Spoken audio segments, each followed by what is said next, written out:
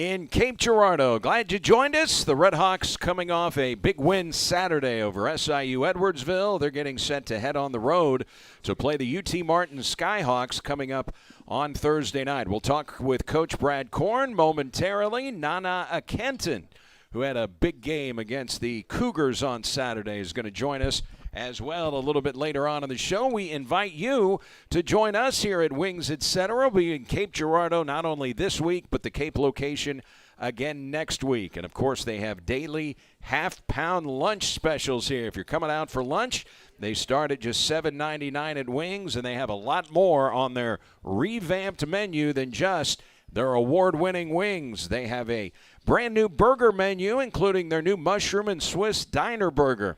They have wraps, subs, quesadillas, entree salads, smoked ribs, and much more. And their appetizer lineup includes their ultimate nachos, their deep-fried pickle spears. You can dine in or carry out. You can go onto their website and order online now. That's a new feature. And the newest feature is DoorDash. You can have Wings Etc. deliciousness delivered right to your front door. Just go to DoorDash, download the app, set up your account. Takes you a couple of minutes, and you can have Wings Etc. delivered right where you are. It's the home of the Coaches Show. Good food, great times, Wings Etc. Let's welcome in Redhawks head basketball coach Brad Korn. Coach, how are you? I'm doing well, especially after the last couple of weeks that we've had. Feel good about where we're at. On a Saturday night, is your activity different after a win versus after a loss? Yeah, you know what? Ironically, after the Moorhead loss, you've always seen and heard coaches say, "Oh, I didn't sleep last night." I've never really had that problem until the Moorhead game, and that was the first time I haven't slept since I've been here. I told the team that afterwards, Stu, the next day at practice, we're watching film. It's just you just constantly replaying things in your mind of what would you have done differently? How could, if you'd have told me before the game, hey, you're going to be up 3 with 30 seconds to go against Moorhead, and just all those things and the factors that play into it, subs, play call, everything that goes into it. Just I've been pretty good about being able to compartmentalize, or however you want to say that, and just when I'm home, just try to turn it off. But that one I couldn't. And then Edwardsville was I don't think maybe people on the outside, or they look at the record of Edwardsville and think that they're a bad team. They're not, and that was an important game for a couple of different reasons. One is I didn't think that we played particularly well or to the same level that we did against Moorhead, but we still played well enough, scored the ball, and beat a feisty team. And just to be able to bounce back off of that emotional loss of Moorhead and come back and play and perform on Saturday, I thought that was huge for our team. Showed a lot of maturity, proved again, and what I told the guys was that we are a good team, because good teams do that. They find a way to win kind of ugly, and I say ugly, and we still scored 85 points and won the game, but it just didn't have that flow. We missed a lot of layups. We missed some free throws, but we played well, and again, without one of our guys and Phillip. So it's again, to me, that's the sign of a good team. And so I was able to rest a little easier on Saturday night. Okay, let's get Phillip Russell out of the way right off the bat. We know he was in COVID protocol. Big road game at UT Martin. Right now you're in fourth place, solid control of fourth place in the OVC. What do you think the chances are that you have Russell available for you Thursday? I think he'll play. It's one of those situations I'd be more surprised if he didn't than if he did. So I fully expect him to be there. We're getting back healthy, knock on wood, because, again, you never know day to day. But I fully anticipate him being ready to go. I really just think that Nate is going to go to the doctor again tomorrow and really try to get some more kind of official clarity, if you will, on his situation. Okay, Nate Johnson, we have seen him in a walking boot, so we know that it's a leg injury. And so far, he's missed 9 games. And when you saw Nate play this year, you saw him getting better. I mean, he's refined his game since last year. That's got to be the disappointing thing for Nate. He was really starting to come on. Yeah, it's frustrating for him because ever since he's been here, he's battled injuries. He had a great summer for us. June and July was huge, and then he just started feeling pain again. So he's kind of had the injury bug. And, again, he played really, really well, Incarnate Word, down there in Thanksgiving in San Antonio. Had a great game. Really looked like the player that we all think and hope that he's going to become if he can just stay healthy. Unfortunately for him, he hasn't been able to stay healthy, just injury after injury.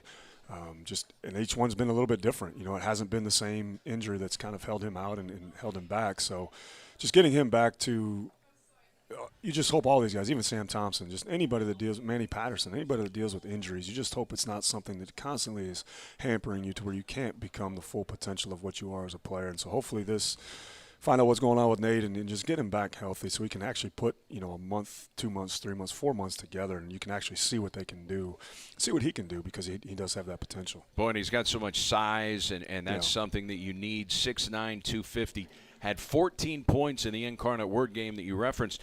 And he was shooting 69% from the field, which had he had enough field goal attempts to qualify, he would have been leading the league. Yeah, he does. He finishes well. He's got good hands. He's actually a pretty good passer for his size.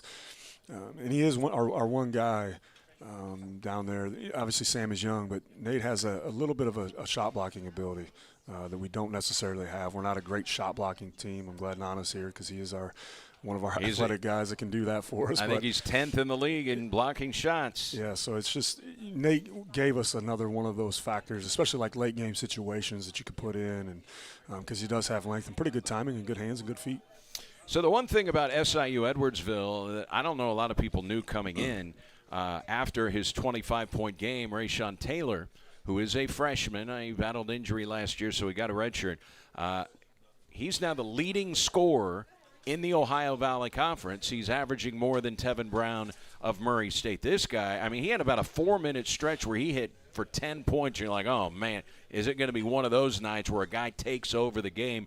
And he suffered a couple of injuries during the game. He ended up, finishing the game with a knee pack or an ice pack on his knee. But that guy can really play. In fact, kind of talking it over with the Ohio Valley Conference this morning because I wanted to find out if Janai Broom, who was named OVC Freshman of the Year last year, if he qualifies as a freshman, can he win the freshman? Good question. I wanted to find out. And they said, no, they consider him a second-year player. They're not throwing the sophomore label on him, second-year player. So I said, what about Phillip Russell? He played in 8 games at St. Louis University. Will he be qualified for OVC Freshman of the Year or the all-freshman team in the OVC? And they say, we consider Phillip a freshman. The Freshman of the Year voting is coming down to Rayshawn Taylor of Edwardsville and Phillip Russell. Yeah, it's unfortunate that he missed a couple games because who knows what he did. He has been playing really, really well. He was, in my opinion, he was going for some assists in the Eastern Illinois game. I believe he ended up with 8, if I'm not mistaken, 8 assists in that game. So Phillip he can do it. We've talked about it before. He can do a lot of different things for us. Yeah, he had 8 assists. 8 assists, yeah. So he's really, and I think he's 5th in the league, just conference stats, I believe, if I'm not mistaken. So 5th in assists in the conference. So he can do that. He can play make and he can make shots.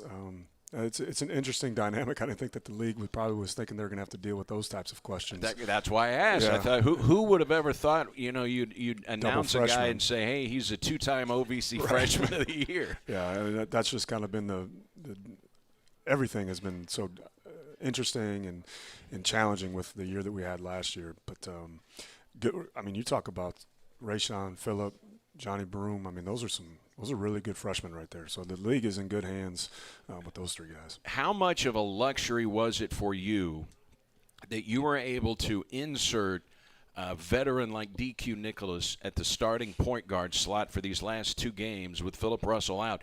Not that DQ isn't a contributor every game, but he comes off the bench, and he's a big contributor to the team. But how much of a luxury is it to slide him in there and you don't take this big step back when your star point guard is out? DQ Nicholas has played in 75 Division I basketball games. Yeah, he's so solid. And I think really what you look – and I think what has really been for our team, really the way we've played in league play and particularly these last 2 weeks is our older guys have risen to the occasion. Yeah. You look at Chris Harris's numbers, just in league stats. I was looking at them this morning, and they're very, very good. You look at the way that Nana has played in OVC has been very, very good. And you look at the way that DQ now has played in his statistics and percentages in league play. So those guys are older guys. DQ is not whatever he is eligibility-wise. I don't know anymore, and after COVID and everything else, it's just however many years he's got left, but he also did a postgrad after high school. So he's 4 years removed from high school. Now he's 5 years removed from high school. Chris is 5 years removed from high school. So you're talking about guys that have some games under their belt, and I really think you're starting to see that part take over. Because, again, you don't want to just go and put it on Sam Thompson and Phillip Russell to just go, you're not going to survive a season that way. And that's not taking anything away from those guys. But there's a reason why seniors are seniors, and I think you're seeing kind of the older guys as the season has gone on, and now we're in February tomorrow, be able to kind of take over and really not take over, Eric, but I think it's more of just being able to execute and play at a certain level and be consistent because they've been through those games and been through those wars, and DQ obviously is no different. And I think that's why not just DQ, but DQ and Dylan Branson a year ago, being able to get that year, for Dylan to be able to play without having to redshirt and get all those minutes and not have to burn anything was very, very important. For DQ coming in, new coach and starting every single game and playing all those minutes. And we were in a lot of close games last year too, and to be able to go through those growing pains and now be able to come back a year from now. And when you do have situations where guys are out and the next guy steps up. Eric Reed didn't play against Evansville, and was our leading scorer. We win that game. Phillip Russell doesn't play, and we win this game. So it's just, to me, that's more balance of our team and the strength of a team. But, again, I think you got to give a lot of credit to the Nanas, the Chris's, the DQs, because they've been through the war, so to speak, and now they're able to be playing really, really well in conference play. So with regards to DQ Nicholas, anybody that has watched him play for any length of time, but especially against Morehead State and SIU Edwardsville, his ability to get into the lane and to the rim and somehow with his stature finish.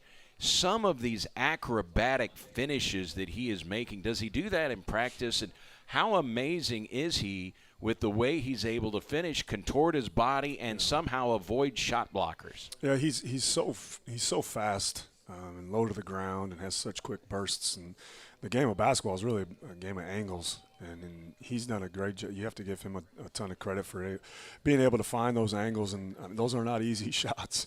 No. And, I think that he missed a lot of those last year, to be quite honest with you.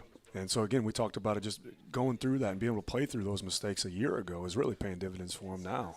And so I think – but you give him a ton of credit, too, because he works tirelessly on his game. He's a worker. He knows how to finish. His three-point shot has improved. A year ago he was upside down in assist turnover. This year he's positive. So he's just really had a nice growth to his game. But he works on that, Eric, and he goes – the thing of it about DQ is when you go that hard in practice every single day, the game is going to be easy for you. And you may have a bad game, but you're not going to have 5 bad games because you're consistent in practice. And he's a consistent guy in practice and a consistent worker. So I'm not surprised by it. But, again, I think it goes back to even last year, being able to play through mistakes, all those minutes that he got. Now they're paying dividends for him and us this year. 18 points and 7 rebounds for DQ Nicholas in the win over SIU Edwardsville. And I thought you said something interesting on the postgame show. You broke down some video for him about maybe taking one too many dribbles. I mean, you've scientifically broken things down for him that may have helped him turn the corner a little bit, right? I think so, and I think it's just the more you see of yourself, a coach can say something to you and you dribble too much. But now if we can put together, clips, multiple clips, 10, 11 clips of, okay, here's the result of this play when we dribbled 6 times or more. And then here's clips of when we dribbled 2 times or less. And then you see the results of all those plays. And now there's a bigger sample size of it. I think that can really drive home the point even more. But, again, it's understanding how to use your dribbles. For a guy like DQ, of changing speeds and changing pace, it's not that you're dribbling too much. You're just dribbling too many times, and that's a hard thing to kind of understand in your head. Saying. But he does a good job of rejecting ball screens, which means he's not using the ball screen. And so now it's just being able to, for him, understanding pace and when to use those dribbles because he is so fast. And sometimes it doesn't take much.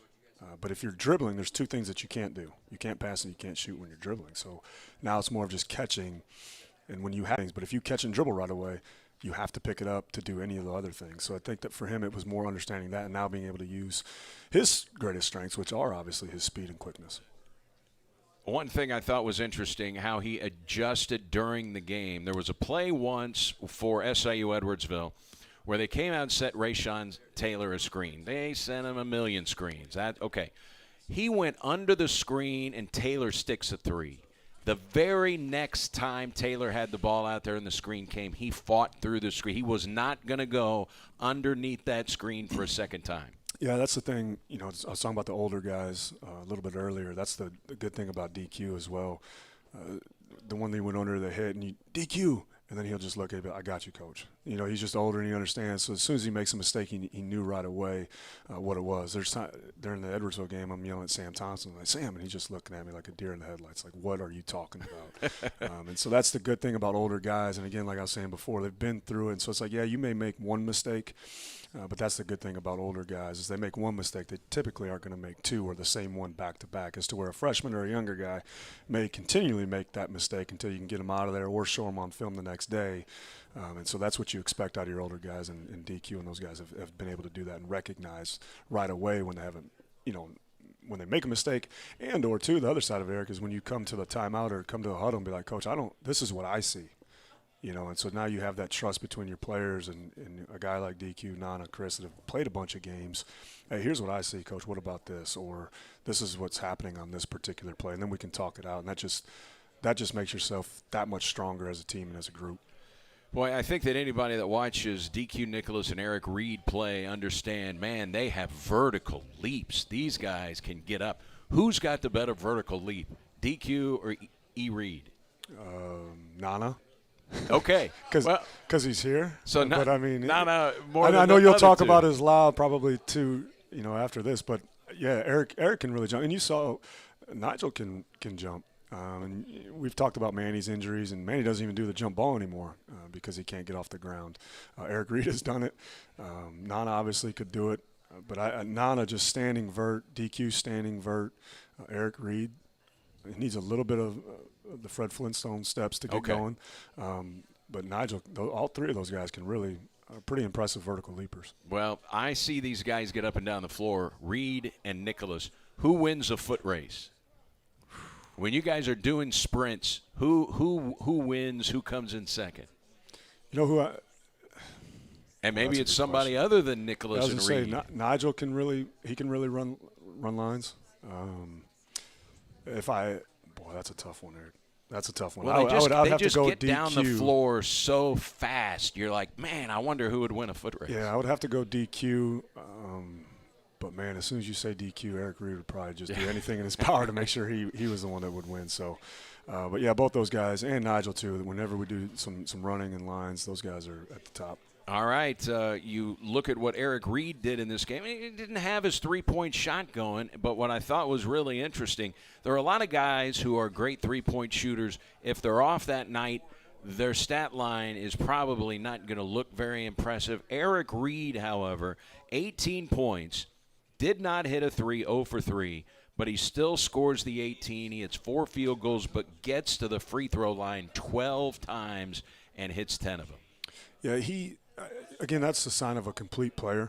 Like you said, when you take away their strength and they can't affect the game any other way, well, then you're just a one-trick pony. Eric's not that guy, and he's worked hard in the offseason to make himself a 3-level scorer, which he is now. He does a great job. We talked about it in postgame about playing with 2 feet in the paint. He does a great job of that, so he's always on balance. He's strong. He can jump. I was looking at statistics this morning, and I was just looking at just OVC conference statistics, and he's top 5 in scoring, I think it is, and he's averaging 4.5 rebounds a game, I think, for us in league play. Free throw shooting is at 80%, which a year ago he's at 65, 63, which was unusual for him or a shooter. You wouldn't think that. And I really thought, too, is like, man, I'm just thinking in my head, like, how can we get Eric Reed going? He hasn't had that game since Austin Peay where he just was like, whoa, there he is. 34 points in the Austin Peay game. And I go and look at the stats, and the guy's shooting 46 from the field, 40 from 3, 80 from the line. It's like he's his numbers are fine, yeah. But, again, that's just to me it's more of what of a player he is and the multifaceted guy that he is. Still working on, making reads and coming off ball screens. I think that's another layer of his game that he can add to make himself even that much more dynamic. But he's just so consistent. He's consistent in the way that he works. He's consistent in the way that he shoots. And it's pretty impressive because when you think that he's maybe not having the game that you think he should, and he still has those numbers when you go back and look. That's pretty impressive, and we got to have it. You know, all year you guys have been the best free throw shooting team in the OVC. But early in the game on Saturday, you did not shoot free throws well, and you were hoping, man, I hope this doesn't come back to get them. But in the end, you outscore them 28-14 from the free throw line. So after a slow start, not only did you pick it up, but you hit your free throws late for the most part to put that game away. Yeah, and it was, we talked about post-game afterwards. I was a little bit concerned the way we finished the game. They get a crazy and one. They hit a wild three, and so it's now – and we had missed a couple of them free throws. So you go 6 points, 2 points, I think goes from 10 to 6. Like I said before, we missed those free throws late, and then now they go down when we were only up 6 and hit another 3. It's a 3-point game with 30 seconds to go, just like Moorhead. So being able to close and finish is very, very important, especially after we didn't close the game before. But we didn't shoot it particularly well from the foul line. But again, I don't really necessarily worry with our guys in late game situations, because I feel that that's more of an anomaly than really who we are because of the guys that we have. And we executed and got the ball inbounded and took care of our free throws. And I think a couple of those were lucky plays for Edwardsville. I shouldn't say lucky, but just shots that you didn't think were going to necessarily go in. But again, I think we relaxed just a little bit because we were up 10 with a minute to go. The game's over. It's like, well, no one's ever really going to stop playing or trying to finish the game, compete. So it was a good learning lesson for us in the end, but we were able to close it out. Boy, the guy who I thought affected both games it was Manny Patterson. First of all, he got you off to such a great start against the league's top shot blocker, Janai Broom, yeah. and rebounder. Broom did not have a rebound in the first half of the game. It's a guy that's averaging almost 11 rebounds a game. Didn't have a rebound in the first half of the game. He went right at Broom and let it be established early. I'm not shying away from 6'10" Janai Broom. And then in the SIU Edwardsville game, he had 2 monster offensive rebound putbacks for you when the game was a little closer than you wanted in the second half, despite he had played 8 minutes and had 4 fouls, so he wasn't able to log minutes. He was in foul trouble, but when you needed him, he was on the floor and delivered. He did, and we've talked about it really ever since we came back from our pause. Manny has been terrific. He had a great game against Tennessee State. He's really playing, again, I keep saying it about older guys, but he's playing like a fifth-year senior should. He's been very consistent. He's given us what he can give us. We still give him a hard time every time he misses a layup, but I think Nani even said after the game he's leading the league in field goal percentage. So we give him a hard time, but he's a constant worker. The thing about Manny is he tries and cares on everything that he does. We just got done with some workouts this morning, and every little thing that he tries to do it perfect. And sometimes that can cause him some problems. But he's just, I think finally now everybody gets to that point in the season where they just kind of let everything else go, and they just focus on the one or two things that they can do and how they can help the team win. And he's doing that for us. And, we need it, especially when Sam went down, especially when he went down and we were down big guys. And Chase had a little emergence there against Tennessee State and whoever else it was that we played, I don't even remember. So it's nice to be able to have that older guy, that consistent force that knows what's going on, that can get you a bucket, and just play strong in the paint. It's such a huge thing to be able to have that guy that can just, even if it's 6 points, it's 8 points. Those are critical points. And Manny makes his free throws. He has played, I don't think people realize this, in 139 career Division I games. There aren't a lot of people that get to play in 139 Division I games. I'll bet you $1 million you didn't play in 139 Division I games. Yeah, I haven't. Yeah. I might have played in 39 games. but what I'm saying is, if you played 4 years, it's hard to play in 139 games. Yeah, and again, he's another one of those guys that we, last year got to play. Just with the waiver and COVID and everything else. So I think that, obviously helps him because now he gets some of that game experience, even switching conferences. Even though basketball is basketball, it's still different. New style, staff, the way that we're playing offensively, defensively. So you can try all you want in practice, but you can't mimic game experience. Sure.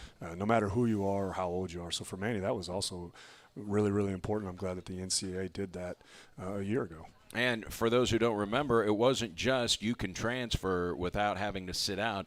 He had to petition the NCAA, and he missed the early part of the season. The NCAA said, yes, you can come from Green Bay to SEMO and be ready to go immediately. Yeah, well, he and Parker didn't get cleared until might have been late December, early January. Yeah. So that we were under the whole time just assumption he wasn't going to play the whole year because it was still the old rules to where he was going to have to sit out the whole year. And then they came in and said, okay, with COVID and everything else, everybody can it's the one time you get to play. And now they have since changed that rule to where it's portal season. So right.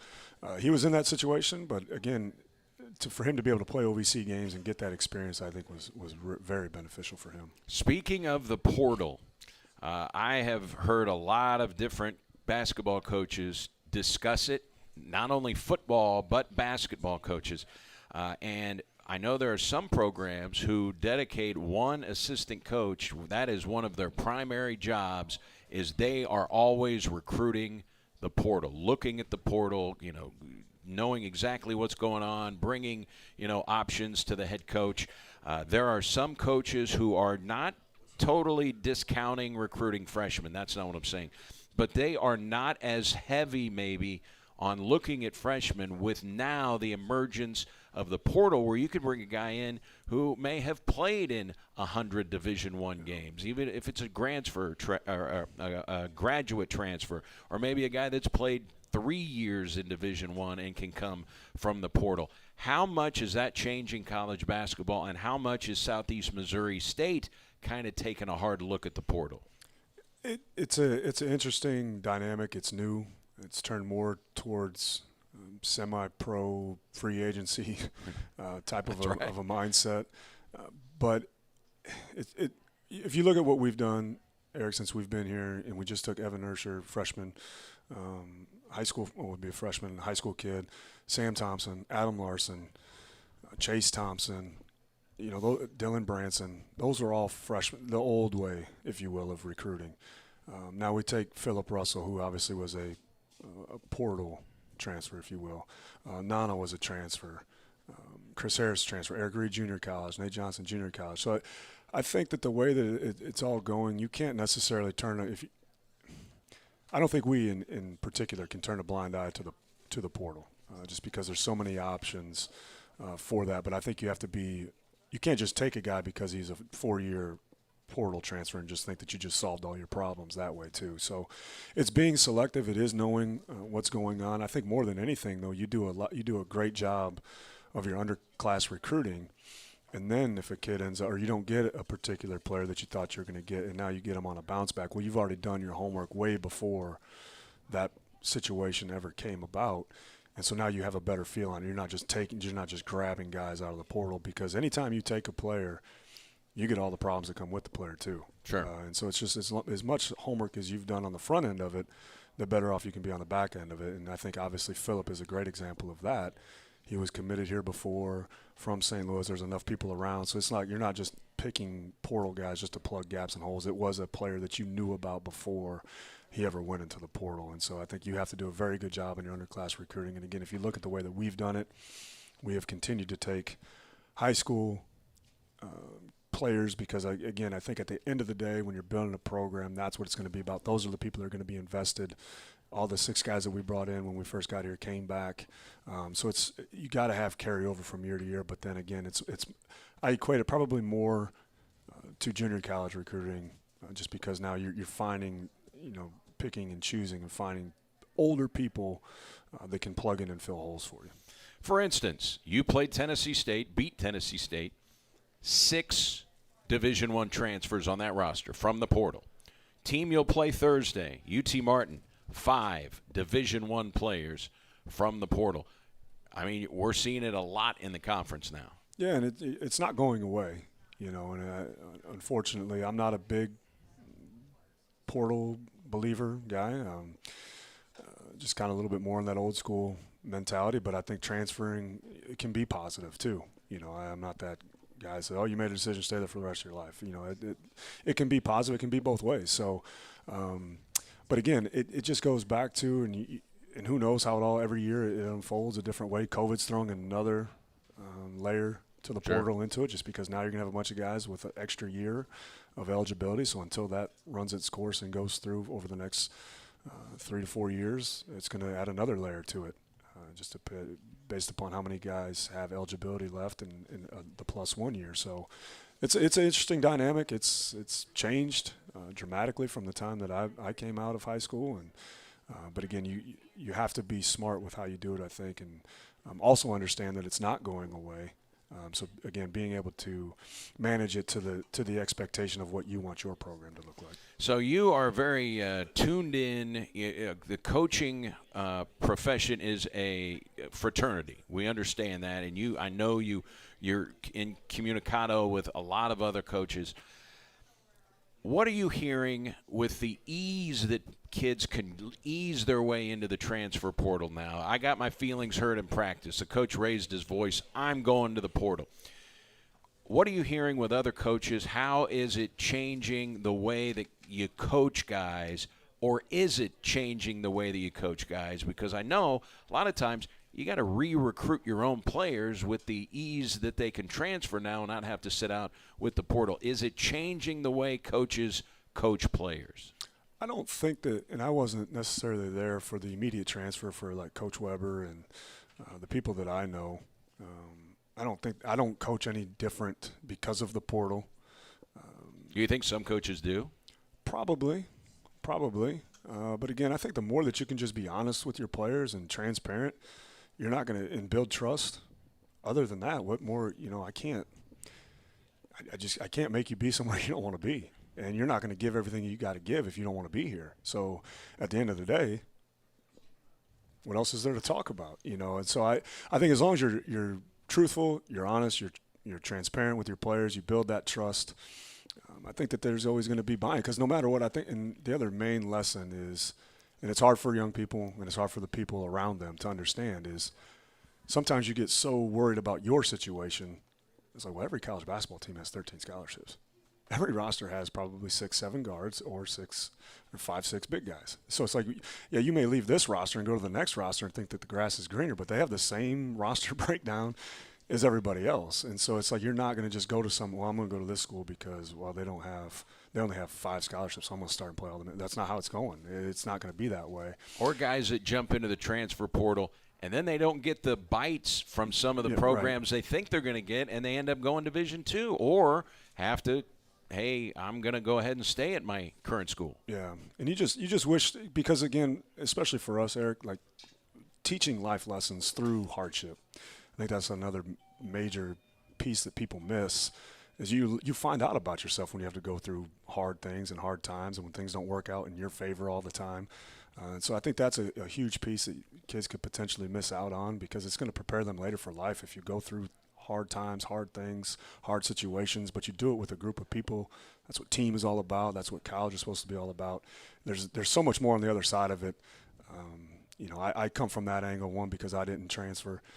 But again, I also think that those things can be positive too at the same time. So I don't necessarily like the one-time transfer, be eligible right away. I think that the old way was fine.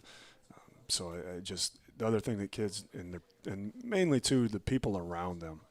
I don't know necessarily if the kids necessarily understand or really truly understand the decisions they make, how it can affect them, but the people around them too. And it's just, you just have to be careful, because I've used this analogy before, Eric. Like, we've all rented cars before, and you don't drive the rental car the same way that you drive the car that you bought.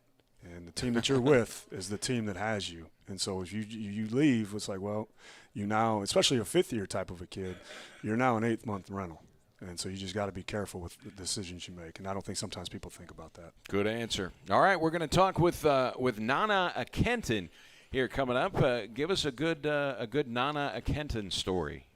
Well, I won't give you the one from this morning. No, I talked about it after the game, Eric. Nana has played really, really well in conference play. And I know you'll probably talk about the lob. Nana's constantly tried to bring energy and be a leader for our guys, and he's done it with his effort in the last, really since we've come back from Christmas. You know, it's been a totally – he was struggling early. Things weren't going the way he wanted. But now, again, like we talked a little bit before about the transfer, it just – when you're down or when you think things aren't going your way, how do you respond to that adversity? And he's responded how an older guy has and will. But yeah, I don't necessarily have a good story. We have stories, but stories that I can't necessarily share. All right, we'll talk with Nana Kenton when we come back. The transfer from the University of Nebraska. Quick timeout. Don't forget, Red Hawks are at UT Martin on Thursday night. This is the Red Hawks Coaches Show from Wings Etc. on SEMO ESPN.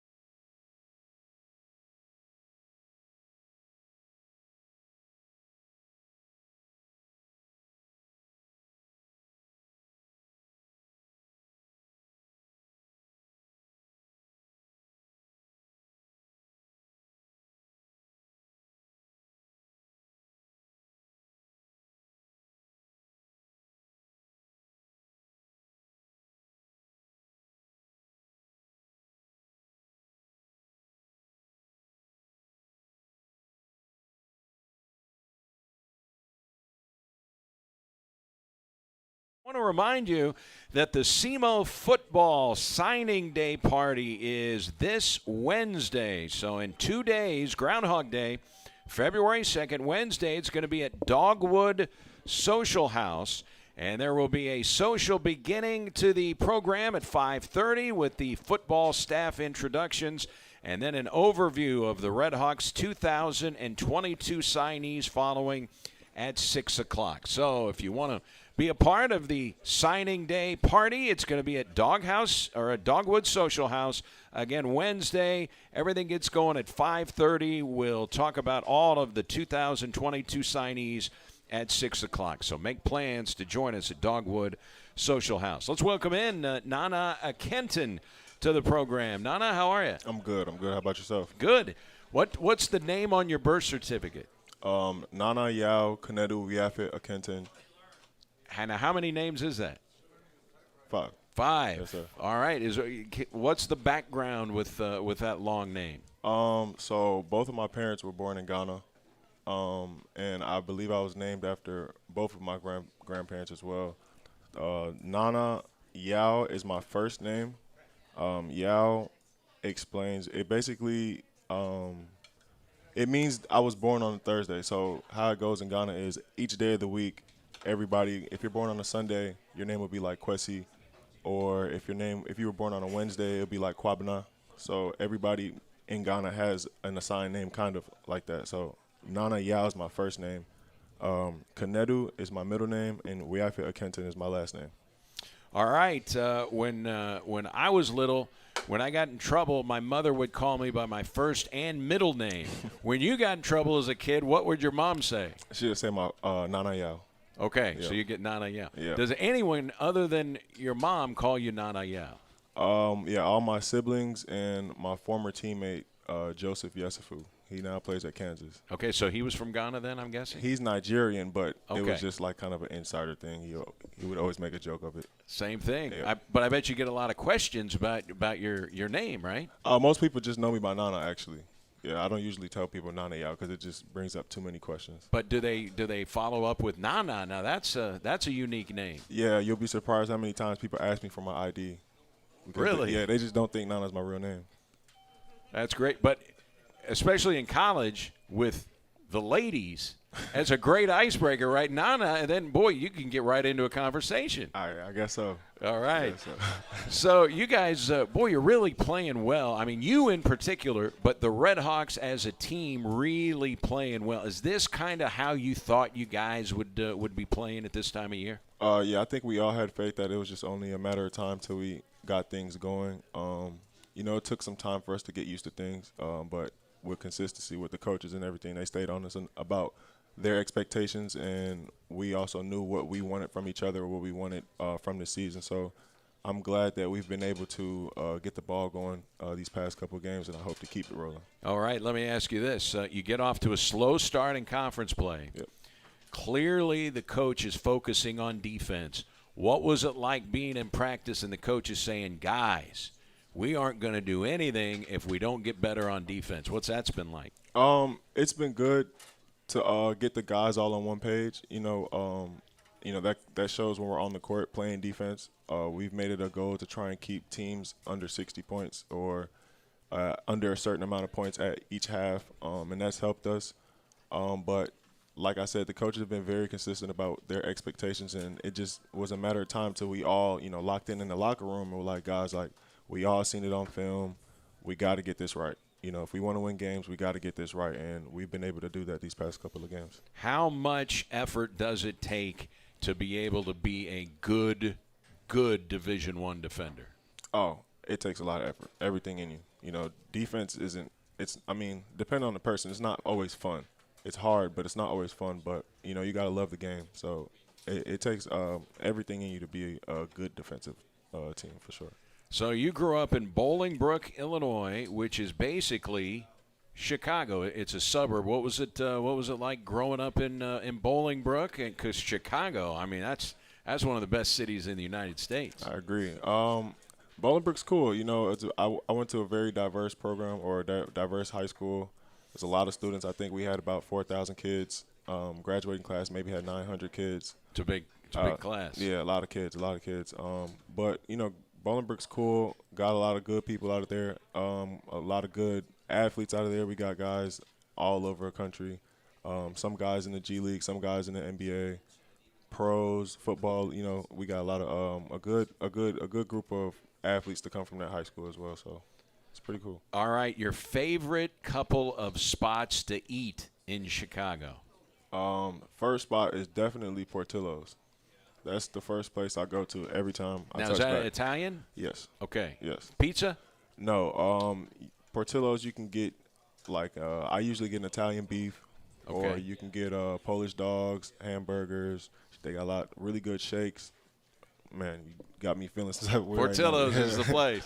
But Portillo's, yeah. The next spot I would probably say is it's a chicken spot called Baba's. Baba's. Yep. We used to go there after every game back in high school. Now, we talking bone-in or chicken strips? Bone-in. Yes. For sure. Yes. For sure. I'm a bone-in. Grown men over here. I'm a bone-in guy as Yes, well. sir. All right, favorite piece of chicken? Thigh, probably. The thigh. Yep. I'm a dark meat guy, too. All right, sir. this is good stuff. Yes, And have you ever heard of and it's a chain, and it's basically in the Chicago area. It's a pizza joint called Aurelio's. Aurelio's. No, I'm not. I'm Okay, not familiar you with got to check Aurelio's. that out. It's Okay. It's thin crust, but Okay. it's really, really good, Aurelio's Pizza. Okay. All right, so you decide that you're going to go play your college basketball at the University of Nebraska. What was the recruiting process like for you coming out of Bolingbrook High School? Jim Molinari recruited me out of high school to go to Nebraska, and me and Coach Jim have a very tight relationship. Our bond was very tight going into that, which is what led to my decision. But going to Nebraska, I felt really good about my decision with the program and the staff that they had there. And all I could talk about is our relationship that I had with that assistant coach. It was deeper than basketball. We still talk to this day. So that's definitely most important to me. What I think is interesting, maybe somebody that comes from a warm weather climate, it might be a shock to their system to go to Lincoln, Nebraska with the winters there. You're like, come on, man. I don't even need a coat. I'm from Chicago. Oh, no, man. Cold is cold. Anywhere you go out there, Okay. cold is cold. People bring that up all the time. They're like, oh, you're from Chicago, you should be used to this. But I have a coat on me everywhere I go. Everywhere I go. All right, so they're kind of football crazy in that state, right? Did you go to any Husker football games? And if so, what was that like? Yeah, me and the guys would go to almost all of the home games that we could. They would have us on the field to start the game, which was a great experience. Being around 100,000 fans is unreal, and it's just a crazy environment that I think is really a once in a lifetime experience. Now you're a big guy. You're probably the biggest guy in most of your classes growing up. You're probably the biggest guy in school, or at least close to it. Isn't it amazing when you are on the sideline next to some of these football players and they're in full pads, how big they are? Yeah, you don't really realize it watching it on TV until you get next to them. But, yeah, those guys can get really big. So a Huskers fan, and what was the transition like coming here to Southeast Missouri State, where the winters aren't as bad as they are in Lincoln? We actually haven't seen much snow here, I don't think. But as far as the weather goes, I wouldn't say it's anything crazy. But the transition was pretty smooth. I got here, and I was welcomed pretty well by the coaching staff that was here before Corn, and there was familiar guys like Chris Harris. I know him since high school. When Manny came in, I've also played against him and know him since high school. So it was pretty easy for me. I think so. Does that make it for an easier transition when you know a couple of guys, or like Manny, you played against him in high school? He's a Chicago guy. Most definitely, because it's just a form of, if I'm saying this word right, familiarism or something like that. You just feel like you're not an outsider there, So we know how good of a three-point shooter you are, and you were excellent at Nebraska. I think you were sixth on the team as a sophomore at Nebraska, had 24 three-pointers there for the Cornhuskers. You're an excellent three-point shooter, but I also see times when you realize, man, I am a big and strong athlete in the Ohio Valley Conference. I can get to the rim. Yes, sir. Yeah, that also comes with the coaches. Shout out to Coach Pick. He's on me a lot about putting pressure on the rim and exposing my athleticism, which I've tried to, hone in on a little bit more. There aren't many guys as big and athletic as you are in the OVC. I agree. I think so, too. All right, we got to ask you about it's not just one dunk. It's a couple of alley-oop dunks. First of all, tell us about the first one where you win. This is not the reverse dunk. The other alley-oop dunk where you went right baseline, and I forget who threw you the lob. That was Nigel. Okay, Nigel. Yes, so you throw it down, and what's that like to be able to get your eye level right about rim level? And then what is it like, and do you feel the energy from the crowd after a play like that? Because I know you let out a pretty nice yell at the time. Yes, sir. That's something we do a lot in practice. We'll stay around after practice sometimes and just throw lobs and just try different dunks and stuff like that. Especially me and Nigel. So him being a dunker as well, we kind of have that chemistry when he sees me baseline or something, and we'll just put a finger up and he'll know to throw it or something, like vice versa. But in that moment, it felt like a basketball play. I was baseline. It was 2-on-1. It felt like something we did every day in practice. He threw it up, and I just went and dunked it. But I definitely thrive off that energy from our bench and the fans as well. It's just something about dunking in game that just, you feel so powerful in the moment. But, yeah, I definitely love tearing the rim down. All right, so the other was a 2-on-1. The reverse dunk against Moorhead was not a 2-on-1. It was in the half-court offense. Tell us about that one. During the game against Moorhead, we had noticed that they were jumping the gaps with our shooters, and they weren't really trying to get us a lot of touches. So we told everybody, you got to look backdoor, try and get a backdoor cut or something like that. And then after the timeout, Coach drew up a play. And as soon as we got out the timeout, I went and told Chase, I said, if you see it, set the back screen because he's going to try and, run out and jump the gap. So as soon as he came, he kind of was just watching the ball. Chase went and set the back screen. Nigel threw it.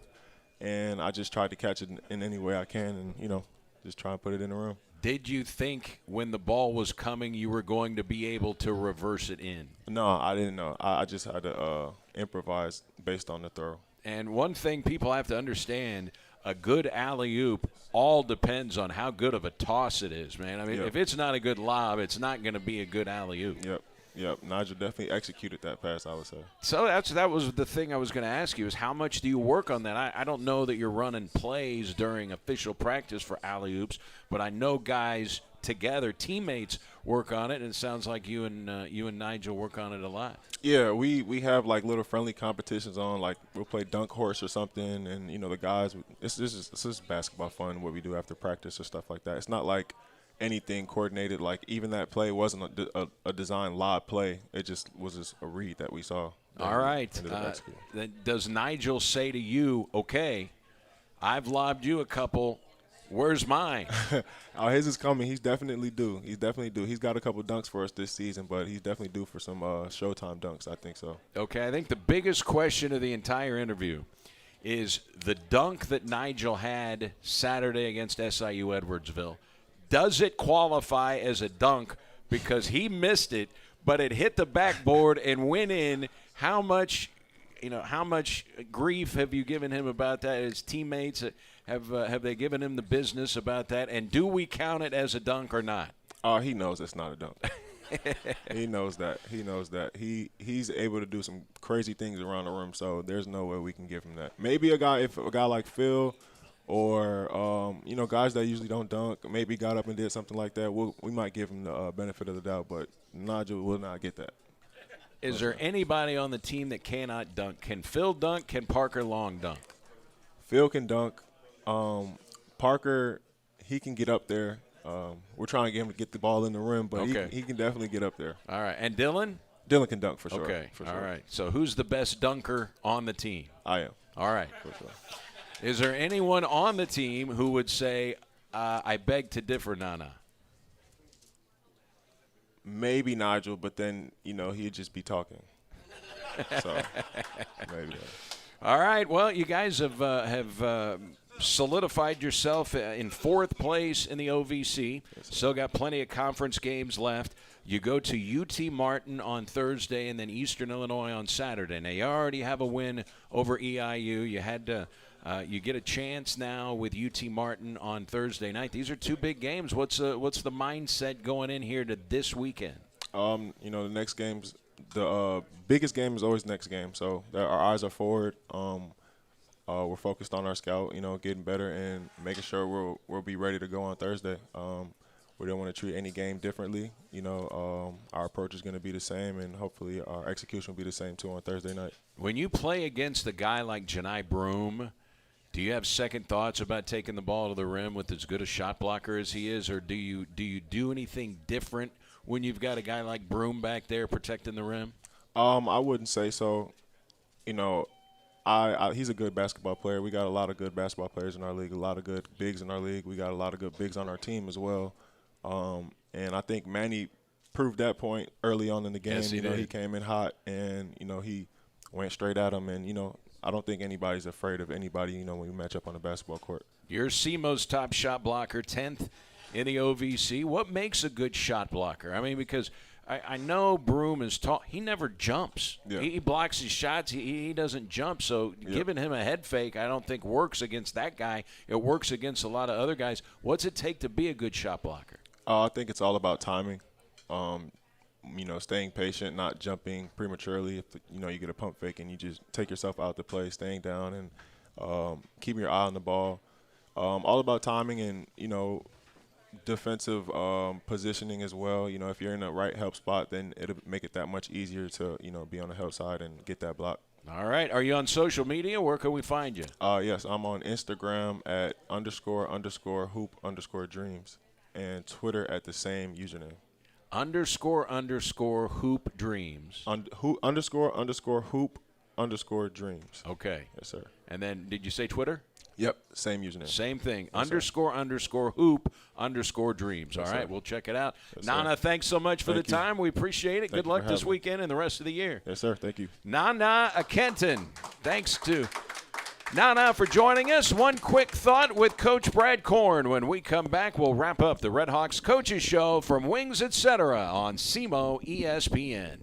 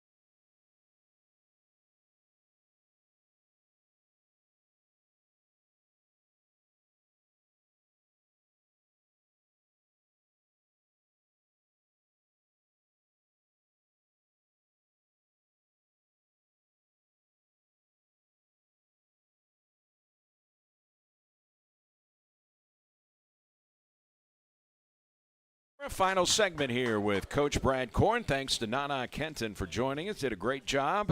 You head to UT Martin on Thursday. UT Martin, what's interesting, I think, about looking at Martin's numbers, they shoot a heck of a lot of threes, but they're last in the league in three-point percentage. It doesn't stop them from getting up a lot of threes.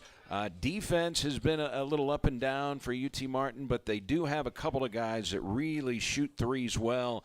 Mikael Henderson and David Dekenko, the guy that transferred from Georgia Tech, the majority of their made field goals are three-pointers. I think it's 35 of 52 for Henderson and 21 of 26 for Didenko, the Georgia Tech guy. So you do have a couple of guys out there that you got to really keep an eye on from distance.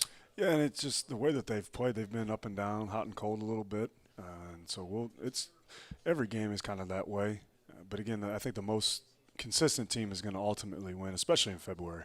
Once you get to February, it's the most consistent team, the team that's committed to the defensive side, that shares the ball, that knows exactly who they are, and that's what excites me about our group and where we're at right now. Is I think we finally have locked into what we can be, and we're gonna have to take it on the road. It's a big week for us. I think 3 of the next 4 for us are on the road, so it's gonna be it's a good challenge for us. See where we're at, take it on the road, and see if we can't get a couple more road wins. They don't have a dominant shot blocker coach. They've got 4 guys in the top 10 in block shots in the OVs. They have 100 block shots. The only team with more is Janai Broome and Morehead State, and Broome has 71. I think he's got more block shots than 5 teams in the OV, which is unbelievable. It's like Babe Ruth used to hit more home runs than other teams.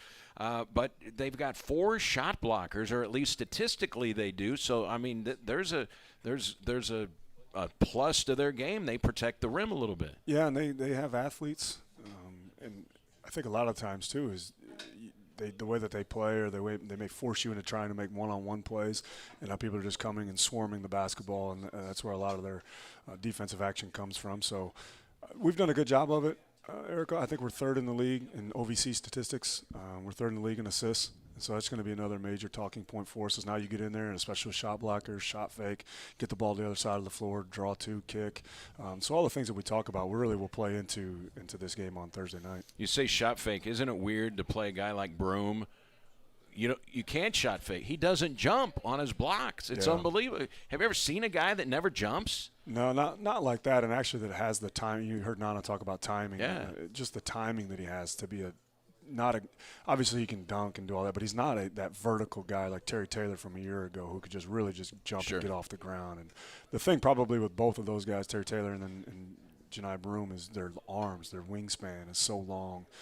It's just, and again, we talked about it after the game. To have that guy, you don't see I don't necessarily put a guy on the ball in late game situations just because I'd rather have another defender in there to shrink the floor, because as soon as you put a guy up on the ball, in my opinion, that now makes the floor 4-on-4, which then obviously creates more open space and helps the offense. So I'm more of a guy off the ball type of a guy. But when you have a guy like Johnny Broome who can get the deflection and start the clock right away and suffocate that ball handler, especially if you can't run like we couldn't in our game against them, it makes a difference. One more thing before we get out of here. Some people may not understand how well your backcourt is playing right now. Well, it's not just the backcourt. Only Murray State and Belmont turn the basketball over less than the Red Hawks do. You guys are really good at not turning. We don't get to the end of games and the Red Hawks had 21 turnovers. Yeah, that's huge, obviously. At the beginning of the year, we weren't very good. We were turning that thing over quite a bit. It was one of our goals coming in. We don't talk too much about goals because everyone's got the same goals. So your goals aren't what separates you. Sure. But I've been very pleased with the way, and really the other night we had 10, and unfortunately Dylan had 5 of the 10 against Edwardsville. So we did a really, really nice job of taking care of the ball against Edwardsville. But I think our guys too, though, Eric, are understanding, obviously, when our offense is playing well and sharing the basketball, it just allows for that balanced stat sheet at the end. And I think guys are really buying into that and understanding that you don't have to make the play on your own. And when you do try to go make the play on your own, not only are you going to turn it over, but it's not going to be successful for us, and then ultimately we're not going to win. And so I think our guys have really accepted that. Hey, we want to remind you before we get out of here, the SEMO Football Signing Day party is Wednesday. It's going to be at Dogwood Social House. They will have a social beginning to the program at 5:30 with the football staff introductions, and then at 6 o'clock there will be an overview of all of the Red Hawks 2022 signees. Again, 5:30 is when it gets going. Dogwood Social House on Wednesday for SEMO football. Coach, thanks so much. We'll talk to you Thursday in Martin, Tennessee. All right, sounds good, Eric. Thank you. All right, that is the Red Hawks head coach. Thanks to Nana Kenton. Great job by Nana, who is one of the Red Hawks' hottest players right now. Don't forget, it'll be a doubleheader. The women will go at 5 o'clock. The men will follow at Martin, Tennessee. Hope you enjoy the rest of your Monday, everybody. So long from Wings Etc. K Gerardo, K228FX.